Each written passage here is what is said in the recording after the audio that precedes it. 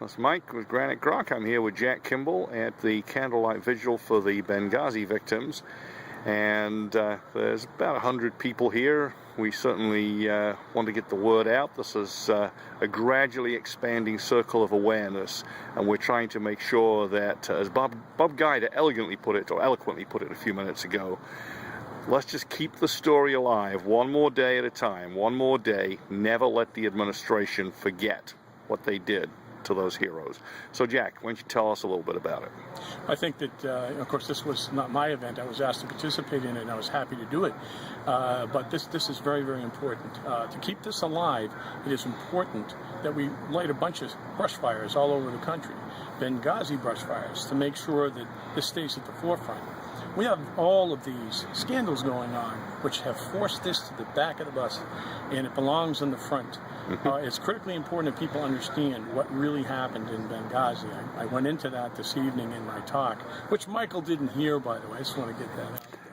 But one of the things that people need to realize that we have a Navy admiral has come out, a retired Navy admiral, that has put out that this was supposed to have been an abduction. Our ambassador was not supposed to have been killed. He was supposed to have been kidnapped. The reason why, because President Morsi of Egypt and our administration, as outrageous as this sounds, had worked a deal just before the election where they would have a swap because Morsi wants the blind sheikh released from America's prison. And there's no way this administration would do that just gratuitously. So this was the plan. Enter Tyrone Woods, Navy SEAL. Nobody told him about this, and if they did, he'd have done this anyway. But he went down and rescued the 25 people in the consulate, fought his way through 100 attackers, brought them back to safety. But while this attack was going on, the leader of the Al-Qaeda group, who has now come out and said and confirmed that it was supposed to have been a kidnapping, felt that he was betrayed, and he actually injected Ambassador Stevens. He injected him with a fatal dose of whatever the concoction was. But he admitted doing it, and he did it because he was upset that somebody come down and resisted.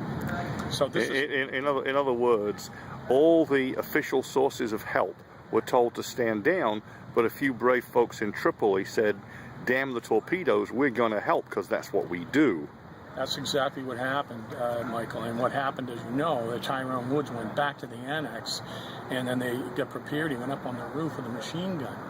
And then enter, Glenn Doherty. Now, Glenn Doherty was the second prior Navy SEAL. He was located in Tripoli. They had originally told his team to stand down. He had a 4-man team that was ready to go. He was going to get on a C-130, and they were told to stand down. He said, no, he just found this. He chartered the plane himself and took the fellas up with him, and he went to the annex. It took a while because they held him up intentionally at the Benghazi airport. But eventually he got loose, got down to the annex, and joined the fight. With Tyrone Woods on the roof. Tyrone then later tried to laze, thinking that he would be getting some help. He was calling for help all along. All of the people that were involved, General Ham was told to stand down. The Navy Admiral out in the Persian Gulf was told to stand down. Both of them were going to disobey orders, and both of them lost their commands on the spot because of it. Help could have been brought. It's BS. So you're saying that the commanding officers ready to send help, I think I'd read this, were actually relieved of their posts by junior officers loyal to Obama? Well, no. The way it works is that the senior person would relieve them of command. So that would have happened back at the Department of Defense or some other, whoever's directly responsible for the admiral, or for that matter, the general, whoever they report to back in D.C. They would have relieved them of command and put the second in command. In this case, in the Navy, it's the executive officer, so he would have been placed in command of the Carrier Task Force group. And I don't know who the second in command was under General Ham, but they were replaced. And the reason was because they were going to send help anyway. We don't leave men behind, Michael. I'm prior military, and all of us know we do not leave wounded or dead on the battlefield, and we will try or die trying to save them in situations very much like this one. Right. And they were, all of these different entities were told to stand down. You have to ask yourself, why? Right. And I think we got the answer now. Right. And I think that's right. people think, if they've never been in the military, that, you know, these are just cannon fodder, that the orders roll downhill and that nobody thinks for themselves. That's not true. They're taught to think for themselves and support their buddies in small squads and big brigades.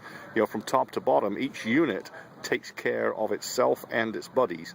And in this case, they were doing the right thing. They were doing what they'd been trained to do, whether it be the small group from Tripoli or the bigger groups, and the carrier group and the detachment, where was it, in Sicily? And, that were willing to do whatever it took until they were relieved of their posts. And that's just outrageous. And we all need to remain outraged. And now that this information is out, and by the way, I have to also say this, the mainstream media is part and parcel to this issue and problem. This information is out there and they refuse to report it, and which basically tells me they're nothing more than an ally of this current administration, which we've known for a long time. But this is treason, Michael. This is treason. And this president needs to be impeached, and people need to start saying it out loud. And I think from top to bottom, the administration is treasonous, frankly. I agree.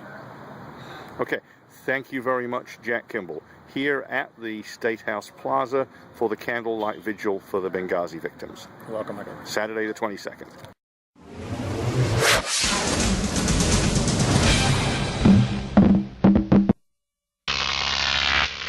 GrokTV.